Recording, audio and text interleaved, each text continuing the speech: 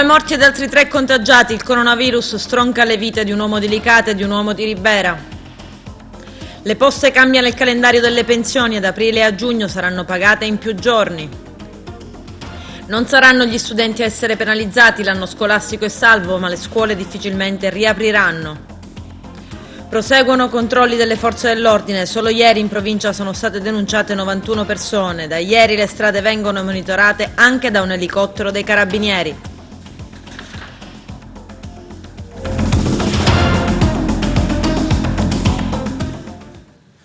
Bentrovati gentili telespettatori al nostro appuntamento con l'informazione. In apertura la cronaca e il riverbero di questa pandemia sulla provincia di Agrigento. Ieri il coronavirus ha spezzato la vita di un uomo di Licata di 57 anni e oggi la seconda un pensionato di Ribera di 70 anni e ci riferiamo esclusivamente al dato provinciale. Per quanto riguarda i contagi, da ieri a oggi si aggiunge un caso ad Agrigento città, un altro caso a Palma e il primo a Canicattì. C'è il servizio.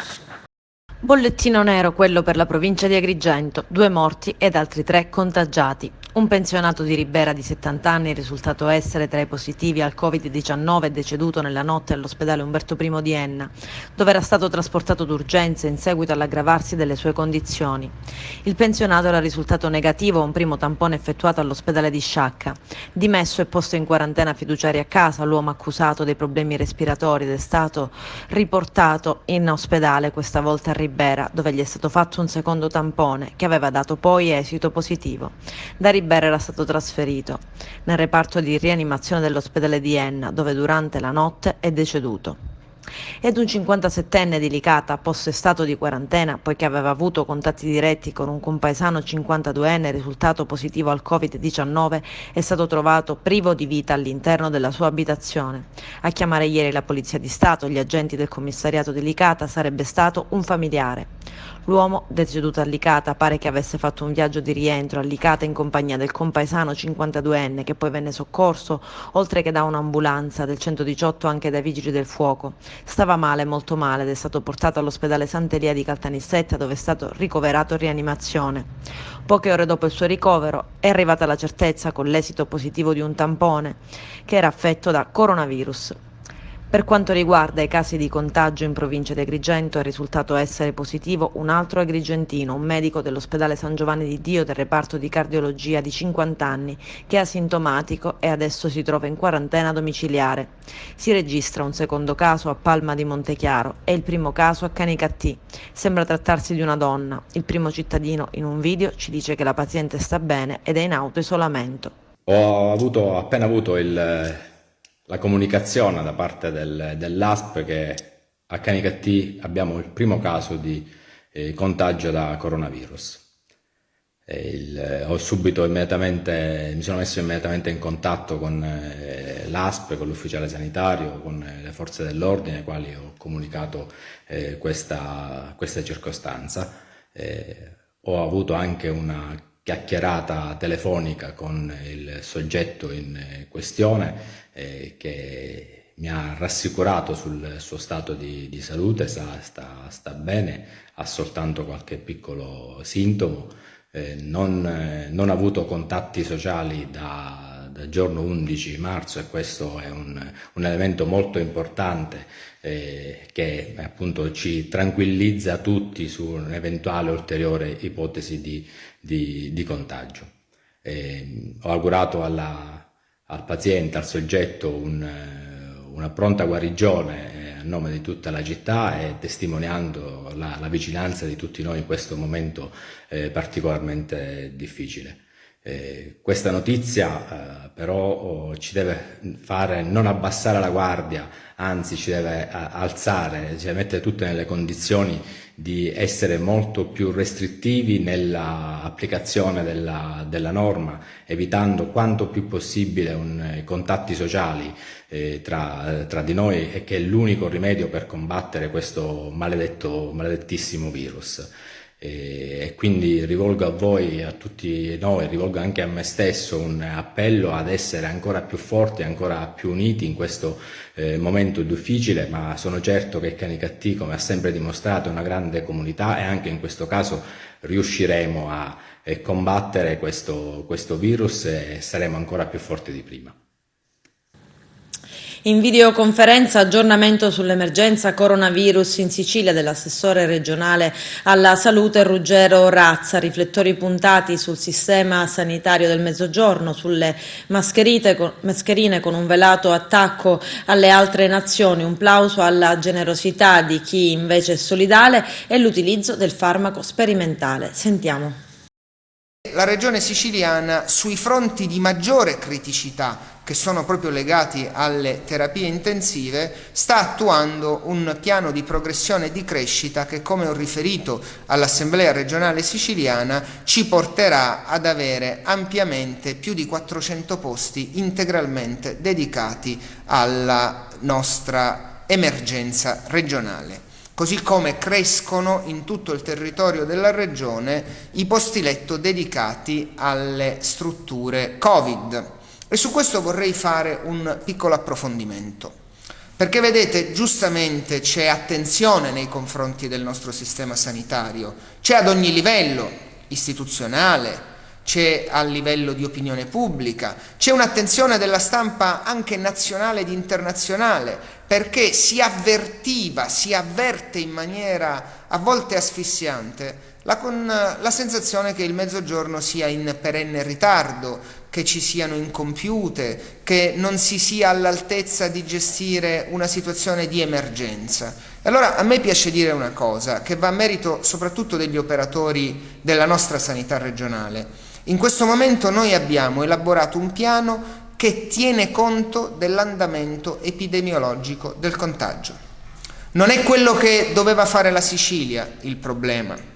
Semmai l'attuazione di questo piano ha bisogno di un coinvolgimento diretto della Protezione Civile Nazionale e dell'Unità di Crisi Nazionale, con cui siamo in costante contatto. Ma stiamo facendo anche la nostra parte, spero di poterlo annunciare nei prossimi giorni. Il lavoro è intenso anche per reperire autonomamente le tecnologie necessarie sul mercato internazionale e c'è un lavoro enorme del sistema imprenditoriale della nostra regione che, potendosi giovare del decreto legge che è stato varato dal governo nazionale, sta letteralmente dimostrando la propria solidarietà e il proprio cuore nel realizzare tanti interventi. Questo per esempio è il prototipo di una mascherina appena realizzata e mandata all'Istituto Superiore di Sanità. Come questa ce ne sono tantissime altre, vedete, mascherine vere, non qualcosa di diverso. È uno sforzo enorme, perché quando si è stabilito a livello centrale che l'approvvigionamento di tutte queste strumentazioni dovesse essere curato dall'unità di crisi nazionale, poi da parte di alcuni altri paesi è mancata quella collaborazione indispensabile. Fa male pensare che ci siano stati paesi dell'Europa come la Germania che hanno impedito alle commesse di raggiungere l'Italia, e fa male anche che ci siano paesi candidati all'accesso all'Unione Europea come la Turchia che abbiano fatto lo stesso.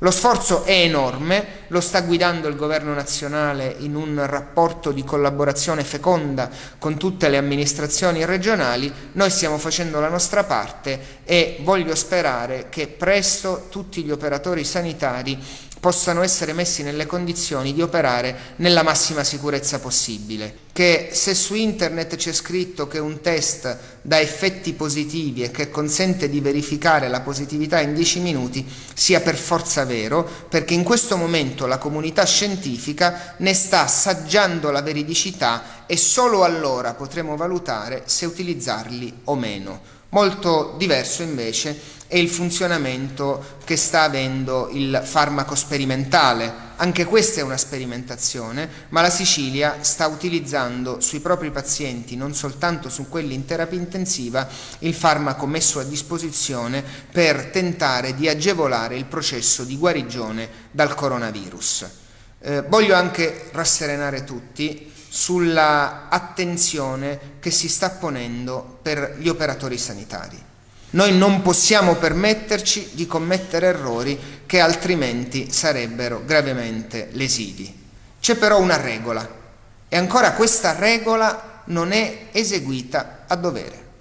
Noi abbiamo voluto dirlo, penso in ogni modo, lo ha fatto il presidente Musumeci, lo hanno fatto tantissimi sindaci con loro ordinanze, con inviti, con videomessaggi. L'appello a tutti è quello di rimanere il più possibile a casa. Sopralluogo della Commissione Salute all'Arsa all'ospedale di Sciacca. Il servizio. Sopralluogo del Presidente della Commissione Sanità della Regione Siciliana, onorevole Margherita La Rocca Ruvolo, presso la struttura sanitaria di Sciacca, ospedale Giovanni Paolo II, ove si sono verificati ben 15 casi di coronavirus a oggi. Con la Presidente anche il neocommissario ad acta designato dalla Regione, professor dottor Alberto Firenze. Per l'onorevole La Rocca Ruvolo si stanno concretizzando quelle iniziative per poter arginare il contagio da coronavirus nel caso in cui la nostra provincia dovesse essere colpita da numerosi rilevanti casi, in modo da concentrare i medici nelle terapie intensive e non disperdere così le risorse. E si stanno mettendo in campo e si stanno concretizzando tutte quelle iniziative per poter arginare il contagio da Covid-19 se la nostra provincia dovesse essere colpita con numeri rilevanti. Per Agrigento c'è già pronto un piano che è quello di utilizzare i posti di terapia intensiva, concentrare il personale e fare sì che non ci sia una dispersione di risorse sia in termini di presidio sia in termini di personale.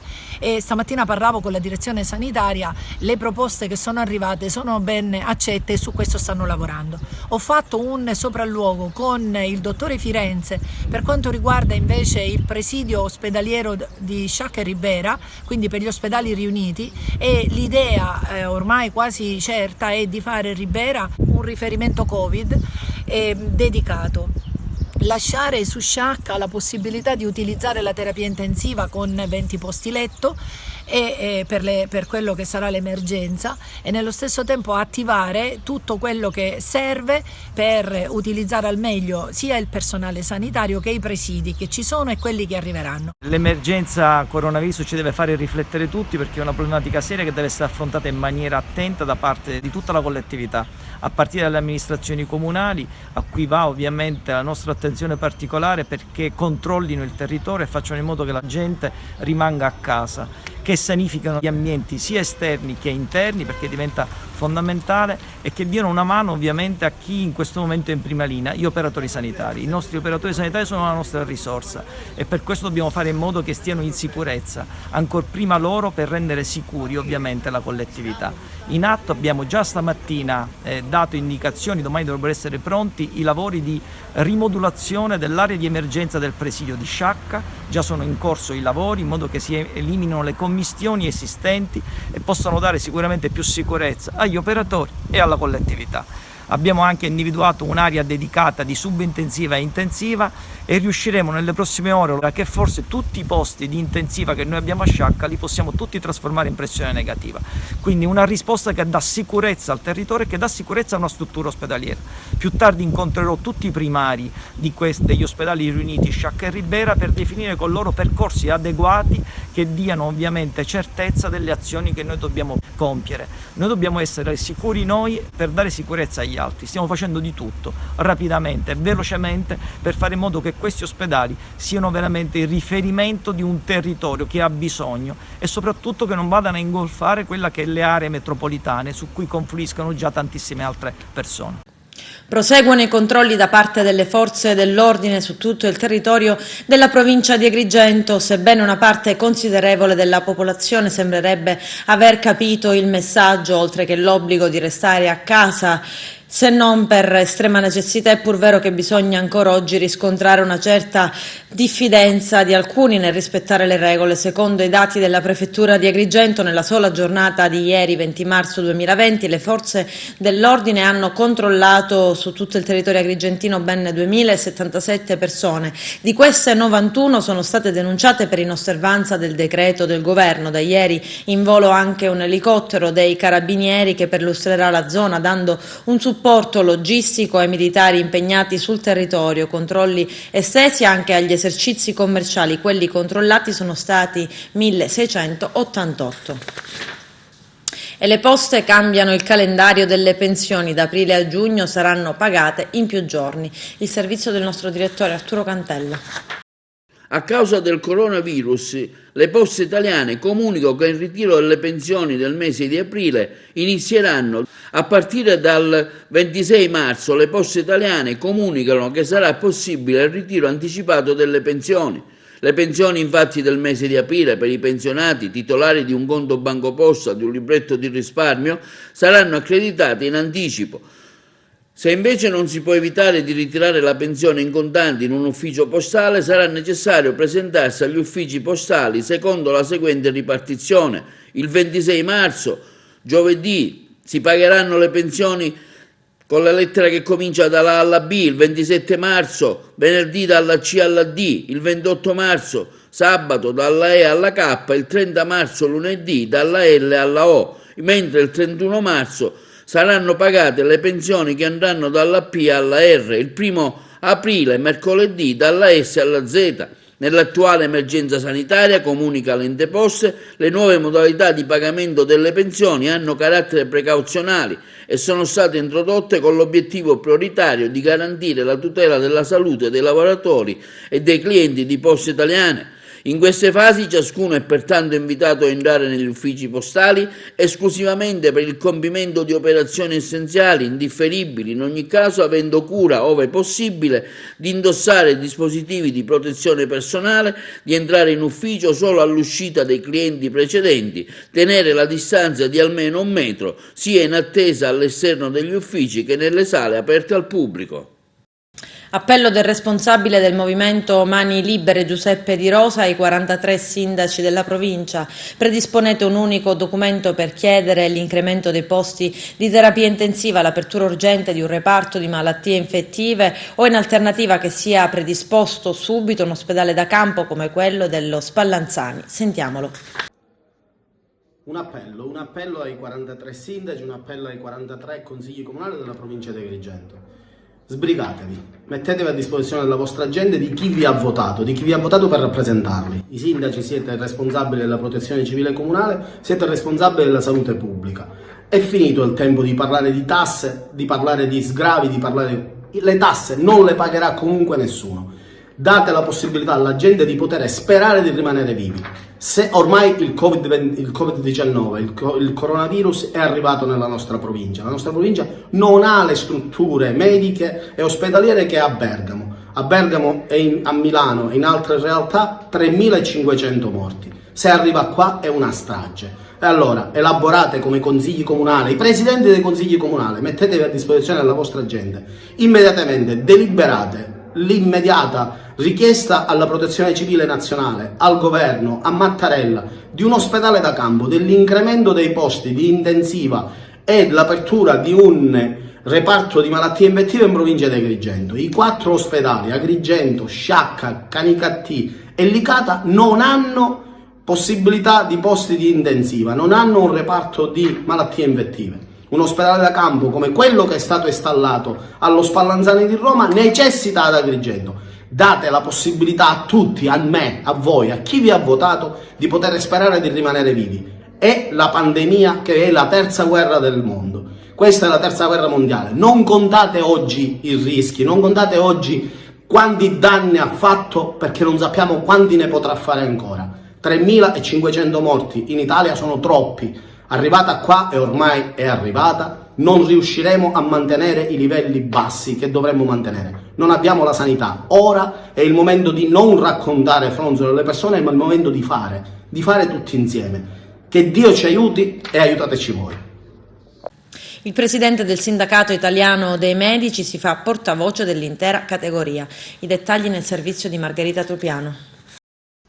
I medici sono i veri eroi di questa emergenza, i primi a rincuorarci dicendo che tutto andrà bene. Ce lo dicono con i volti segnati, lo sguardo stanco, gli occhi arrossati, le membra sfinite dalla stanchezza di notti insonni consumata in turni estenuanti. In prima linea non guardano orari e chiedono aiuto. Lo fanno con un appello: proteggo te solo se proteggo me. È una richiesta di raccolta fondi per acquistare le mascherine. La presidente nazionale del Sindacato Medici Italiani, dottoressa Pina Onotri. L'altro giorno, mentre ero in ambulatorio, ho sentito dai balconi dei palazzi intorno l'inno d'Italia ed una voce poi che declamava una lista, la lista dei medici caduti mentre erano in servizio. È seguito un lungo applauso. Noi non siamo degli eroi, in questo momento stiamo facendo quello che possiamo per aiutare il nostro paese. Siamo persone, abbiamo anche noi paura, abbiamo anche noi famiglie a casa. La cosa che più ci spaventa in questo momento è lavorare senza essere adeguatamente protetti. Tutti i medici che sono morti perché hanno lavorato senza guanti, senza mascherine e senza tute.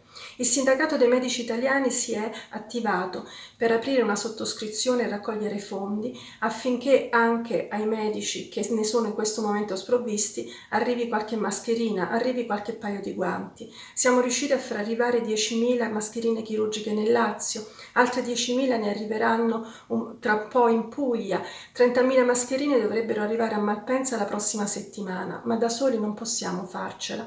Quindi vi chiediamo di aiutarci e di donarci qualcosa, anche €1 basta a salvare la vita. Vi potete collegare al sito www.sindacatomediciitaliani.it per avere maggiori informazioni oppure cercarci sui nostri social oppure versare una quota qualsiasi all'IBAN IT 89D 02 008 05 119 0004 0043 9844, intestata SMI, Sindacato Medici Italiani, con la causale acquisto mascherine per medici. Ti ringraziamo. Non saranno gli studenti ad essere penalizzati, l'anno scolastico è salvo, ma difficilmente le scuole riapriranno. Lello Casesa. Il mondo della scuola è sicuramente in questa emergenza coronavirus una delle questioni più delicate. La ministra Azzolina ha dichiarato che la chiusura delle scuole e delle università si protrarrà oltre il 3 aprile, ma non è possibile al momento stabilire una data per la ripresa delle attività, facendo intendere, come molti pensano, che si possa addirittura tornare a scuola a settembre per il nuovo anno scolastico 2020-2021. Tutto questo potrebbe accadere nel caso in cui i contagi in Italia non dovessero arrestarsi presto nelle prossime 2-3 settimane. È lo scenario peggiore, ma forse inevitabile, al quale si sta preparando il Ministero. Le scuole riapriranno, dichiara Azzolina, solo quando avremo la certezza che studenti e personale potranno rientrare in assoluta sicurezza. Tra tutti gli scenari allo studio del Ministero c'è appunto anche il ritorno sui banchi a settembre, perché un ritorno a scuola si tradurrebbe ovviamente con spostamenti di bambini, giovani, docenti e personale tecnico ausiliario, assembramenti di genitori all'entrata ed all'uscita degli istituti, volumi di traffico e riutilizzo in massa dei mezzi pubblici. Ed è per questi motivi che tornare a settembre sarebbe quasi inevitabile. L'anno scolastico sarà salvo in qualsiasi caso. Non possono pagare i nostri studenti. La maturità dovrebbe iniziare con la prima prova il 17 giugno, condizionale, perché se l'epidemia non dovesse fermarsi in tempo, anche queste prove potrebbero slittare ad inizio di settembre. La ministra dell'istruzione ha anche ammesso che sulla didattica a distanza la situazione è variegata, con realtà in cui funziona bene e altre in cui meno. C'è un grande sforzo da parte dei docenti. So che alcuni sono in difficoltà, ma la situazione potrà migliorare. Non abbiamo alternative, non devono essere gli studenti a pagare questa crisi, ha dichiarato ancora una volta la ministra dell'istruzione Lucia Azzolina. Il consigliere comunale di Agrigento, Pasquale Spataro, informa i cittadini che nel decreto del governo Conte Cura Italia mancano le circolari esplicative e quindi non sono ancora chiari gli strumenti a tutela dei cittadini. Sentiamolo. Ho ritenuto di fare questo videomessaggio per cercare di fornire agli agrigentini alcune istruzioni operative rispetto a quella che è la problematica economica che ci sta attanagliando a causa appunto dell'emergenza sanitaria che stiamo vivendo in queste settimane. Intanto vorrei subito premettere che sono uscite tutta una serie di fake news rispetto alla possibilità di predisporre una serie di domande cartacee agli enti competenti già in queste ore.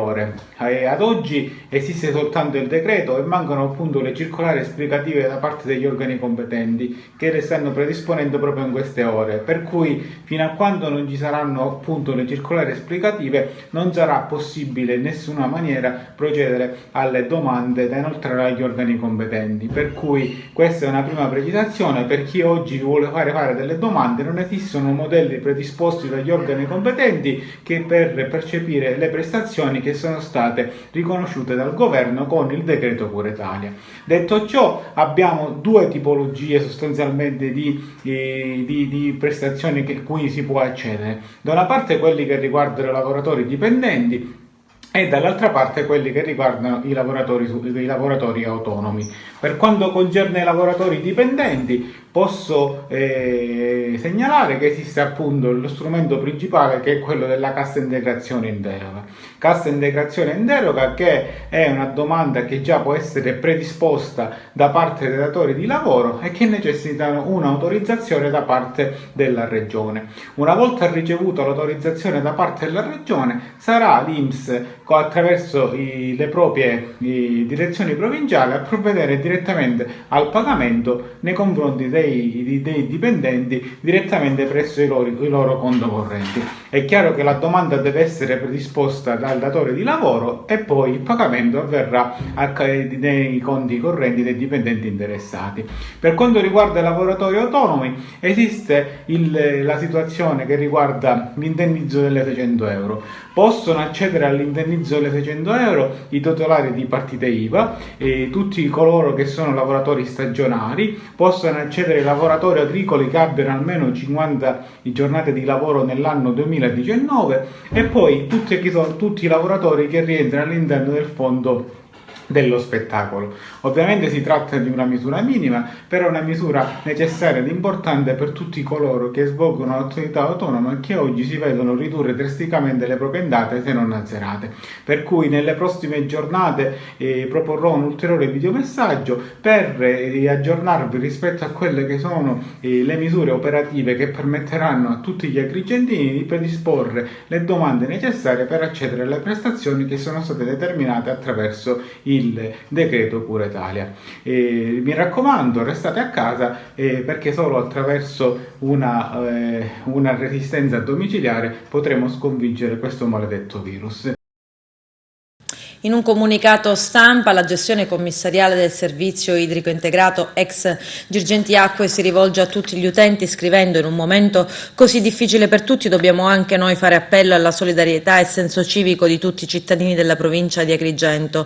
Purtroppo, prosegue la nota, forse per parziali o inesatte notizie diffuse dai media e certamente per le difficoltà obiettive dovute all'epidemia negli ultimi giorni, una parte della popolazione servita non ha provveduto per motivi vari al pagamento delle bollette scadute. Certamente in comprovate situazioni di difficoltà individuale l'orientamento della gestione dovrà essere quello di evitare il distacco della fornitura, tuttavia alcune spese sono obbligatorie. L'invito, concludono, è quindi ad abbandonare egoistiche posizioni individuali, salvi i casi di reale difficoltà, a provvedere ai pagamenti nell'interesse della collettività tutta.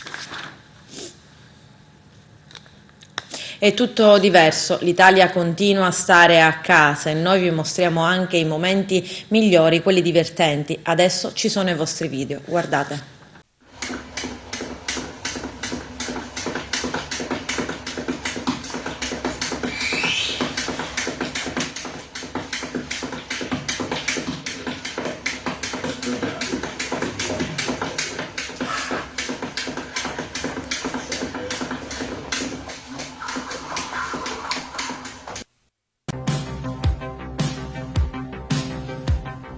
Felicità e tenersi per mano, andare lontano, la felicità, il tuo sguardo innocente in mezzo alla gente, la felicità.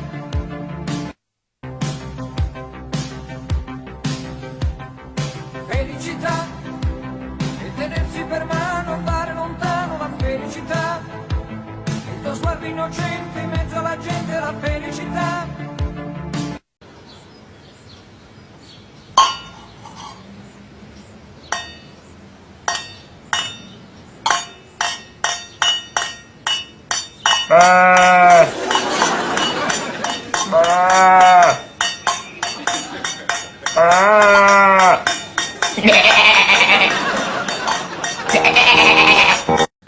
Il sindaco di Cammarata, Vincenzo Giambrone, lancia un messaggio ai suoi cittadini. Sentiamo. Mi ero ripromesso di non fare videomessaggi, ma la situazione che si è venuta a creare me lo impone. Sono stato informato dai carabinieri e dalla polizia municipale che molte persone non rispettano le regole imposte dal governo. Tra queste, la principale è quella che impone di restare a casa e che si può uscire solamente per comprovate urgenti necessità. Fra queste vi è quella di poter fare la spesa per le esigenze familiari. Ebbene, purtroppo molte persone irresponsabilmente escono da casa, o meglio, con la scusa di uscire da casa, vanno fuori a fare la spesa 4-5 volte al giorno per comprare 100 grammi di prosciutto, ovvero 1 chilo di pasta, ovvero ancora un pacchetto di sigarette, come se stare a casa non fosse necessario per salvaguardare la salute propria e quella degli altri. Bene, a queste persone devo dire che già sono state individuate e che nei loro confronti saranno spiccate sanzioni che prevede l'articolo 650 del Codice Penale. A queste persone dico che sono state ormai messe sotto controllo. Non è permesso a nessuno uscire da casa se non per comprovate urgenti necessità. Ad Agrigento e a Vicari si sono già verificati purtroppo casi di coronavirus e se il nostro territorio, se le nostre comunità sono state finora graziate, grazie a Dio, non bisogna assolutamente forzare la divina provvidenza. Guardate che uscendo da casa voi mettete a repentaglio la salute degli altri. Bene, sin da subito dovete sapere che abbiamo concordato col comando dei carabinieri e col comando della polizia municipale che verranno sanzionate pesantemente tutte le persone che verranno trovate in giro senza giustificato motivo. Verranno sanzionate a norma dell'articolo 650 che prevede o l'ammenda o il carcere. Quindi non è una cosa leggera.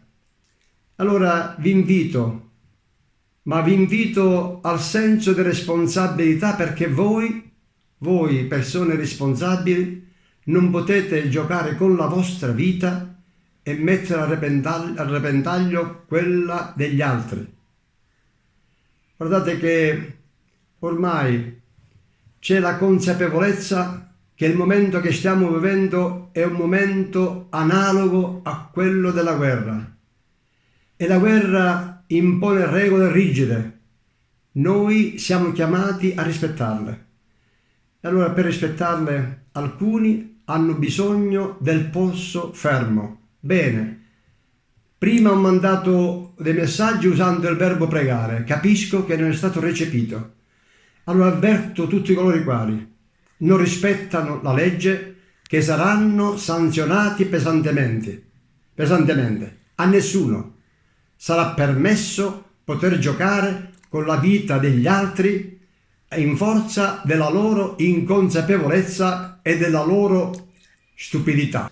Adesso ci fermiamo per la pubblicità, a tra poco, vi aspetto. Riciclaggio e infiltrazione mafiosa, sequestrato feudo arancio a Sambuca di Sicilia. Il servizio del nostro direttore Arturo Cantella. La Guardia di Finanza di Trento ha sequestrato vigneti e fabbricati del valore di oltre 70 milioni di euro della cantina siciliana Feudo Arancio. L'ipotesi è di riciclaggio di beni appartenenti a Cosa Nostra. Ci sono 4 persone indagate. Si tratta dei rappresentanti legali del gruppo vitivinicolo trentino Mezza Corona. Il sequestro preventivo è stato emesso dal GIP del Tribunale di Trento su richiesta della locale Procura distrettuale antimafia, in stretto coordinamento con la Procura nazionale antimafia e antiterrorismo, al termine di indagini in materia di infiltrazione della criminalità organizzata di stampo mafioso nell'economia trentina. Si tratta di un complesso aziendale che si estende nelle province di Agrigento e di Ragusa, con oltre 900 ettari di vigneti e numerosi fabbricati.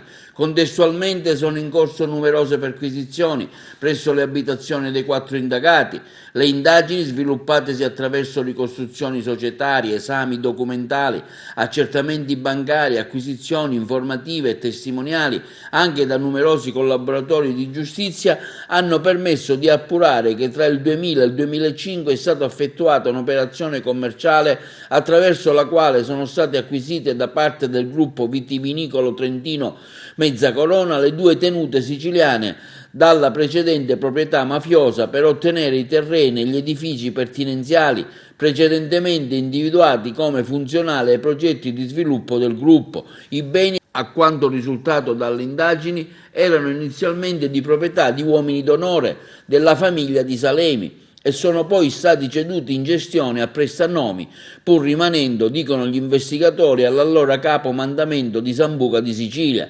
Nell'indagine sono coinvolti anche un commercialista, un imprenditore, entrambi siciliani, quest'ultimo fornitore e socio di minoranza del gruppo trentino. Intanto il gruppo Mezzo Corona, attraverso una sua nota stampa, respinge con forza gli addebiti e ribadisce la totale estraneità del gruppo a collegamenti e attività mafiose in Sicilia. Il gruppo Mezzo Corona, si legge, ha sempre agito correttamente e seriamente nel proprio impegno imprenditoriale a tutela dei propri soci, azionisti e collaboratori e ha la certezza di poter dimostrare la propria totale estraneità rispetto ai fatti contestati. Ferisce alla gola un coetaneo e tenta una rapina in tabaccheria, arrestato un 26enne di Ribera. Il servizio. I carabinieri della tenenza di Ribera hanno eseguito un'ordinanza di custodia cautelare in carcere nei confronti di un 26enne riberese che nei mesi scorsi aveva cercato di uccidere un suo coetaneo con un cacciavite e tentato inoltre di rapinare una tabaccheria. Non si ferma così l'attività dei carabinieri impegnati in questi giorni su più fronti per contrastare l'emergenza coronavirus e contemporaneamente la criminalità comune. Ieri, dopo complesse e articolate indagini coordinate dai sostituti procuratori Michele Morrone e Cristian Del Turco della Procura della Repubblica di Sciacca, i militari della tenenza di Ribera hanno fatto scattare le manette ai polsi di un 26enne del luogo, Sandro Andreatto, già noto alle forze dell'ordine. Nei mesi scorsi il giovane aveva colpito al collo con un cacciavite un suo coetaneo nel corso di una lite scaturita per futili motivi, ferendolo gravemente alla gola. Alcuni giorni dopo, volto coperto e pistola in pugno, che risultava poi a salve, aveva tentato di rapinare una tabaccheria al centro di Ribera, ma in quell'occasione la commessa reagì scatenando una colluttazione con il rapinatore, che decise di esplodere un colpo a salve contro il figlio. Nel frattempo è intervenuto in soccorso della madre. Il 26enne è poi fuggito, ma l'auto utilizzata è stata subito ritrovata dai carabinieri, con ancora all'interno i vestiti usati durante la rapina e la pistola a salve ancora carica. I carabinieri di Ribera sono riusciti a identificare il giovane grazie a minuziose indagini che sono partite proprio dall'analisi della pistola, dei vestiti trovati sull'auto abbandonata. Lo hanno così deferito all'autorità giudiziaria, che ha condiviso le tesi investigative esposte, consentendo al GIP di Sciacca di emettere l'odierna ordinanza di custodia cautelare in carcere. E restiamo a Ribera, dove è iniziata la piantumazione di 17.000 viti su terreni di Montesara confiscati alla mafia. L'iniziativa è della cooperativa Libera Armonia di Poggioreale, guidata dalla presidente Rosalia Nuccio. Vediamo. ha preso il via qualche giorno fa in un terreno confiscato alla mafia a Montesara tra Cattoli Raclea e Ribera la piantumazione di ben 17.000 viti.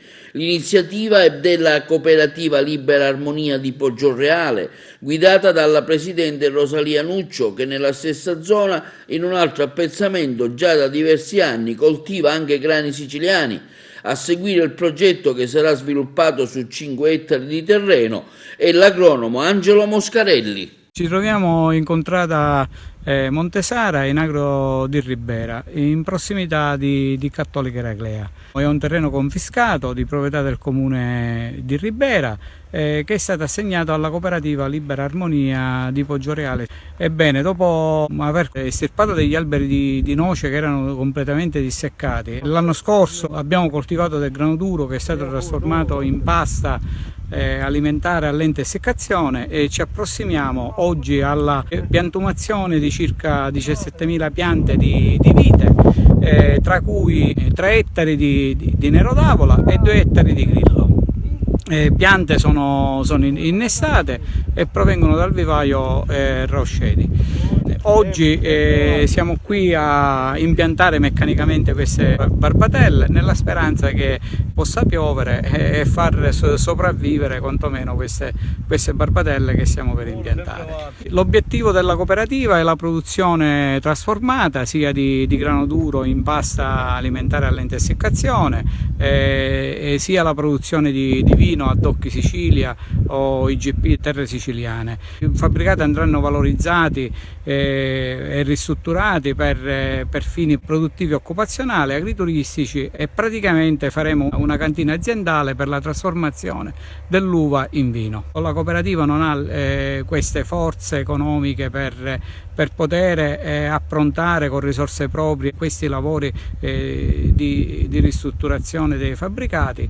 Ci apprestiamo a partecipare a qualche bando pubblico per poter avere dei finanziamenti adeguati. Il tempo e i giorni possono sembrare uguali, ma oggi è sabato e stasera un DJ di Agrigento ha invitato tutti a collegarsi sulla sua pagina Facebook per una diretta. Dopo lo sport, la preghiera, lo studio, anche la musica viene regalata e condivisa. L'appuntamento per chi vuole è alle 20 con Giannino Rizz, questo è il suo account Facebook. Termina qui l'edizione del telegiornale, vi auguro un buon weekend e vi lascio ad un video prima della sigla che abbiamo selezionato per voi. A presto.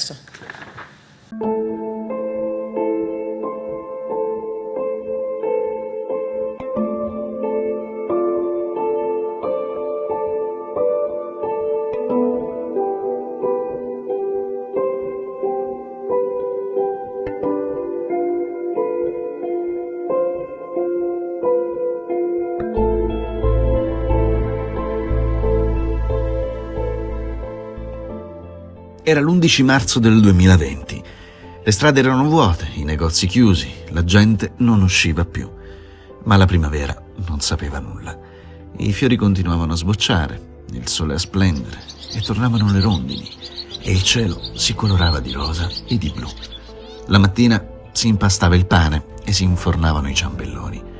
Diventava buio sempre più tardi e la mattina le luci entravano presto dalle finestre socchiuse.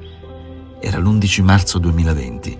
I ragazzi studiavano connessi a G Suite e nel pomeriggio immancabile l'appuntamento a 3-7. Fu l'anno in cui si poteva uscire solo per fare la spesa.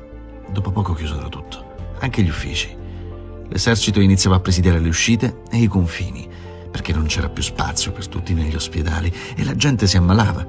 Ma la primavera non lo sapeva e le gemme continuavano ad uscire. Era l'11 marzo del 2020. Tutti furono messi in quarantena obbligatoria, anche i nonni, le famiglie e i giovani. Allora la paura diventò reale e le giornate sembravano tutte uguali, ma la primavera non lo sapeva e le rose tornarono a fiorire. Si riscoprì il piacere di mangiare tutti insieme, di scrivere lasciando libera l'immaginazione, di leggere volando con la fantasia. Ci fu chi imparò una nuova lingua, chi si mise a studiare e chi riprese l'ultimo esame che mancava alla tesi, chi capì di amare davvero separato dalla vita, chi smise di scendere a patti con l'ignoranza, chi chiuse l'ufficio e aprì un'osteria con solo 8 coperti, chi lasciò la fidanzata per urlare al mondo l'amore per il suo migliore amico. Ci fu chi diventò dottore per aiutare chiunque un domani ne avesse avuto bisogno. Fu l'anno in cui si capì l'importanza della salute e degli affetti veri. L'anno in cui il mondo sembrò fermarsi e l'economia andare a picco, ma la primavera non lo sapeva e i fiori lasciarono il posto ai frutti. E poi arrivò il giorno della liberazione. Eravamo alla TV e il primo ministro disse a Reti Unificate che l'emergenza era finita e che il virus aveva perso, che gli italiani tutti insieme avevano vinto, e allora uscimmo per strada con le lacrime agli occhi, senza mascherine e guanti, abbracciando il nostro vicino come se fosse nostro fratello. E fu allora che arrivò l'estate, perché la primavera non lo sapeva ed aveva continuato ad esserci, nonostante tutto, nonostante il virus, nonostante la paura, nonostante la morte, perché la primavera non lo sapeva ed insegnò a tutti la forza della vita.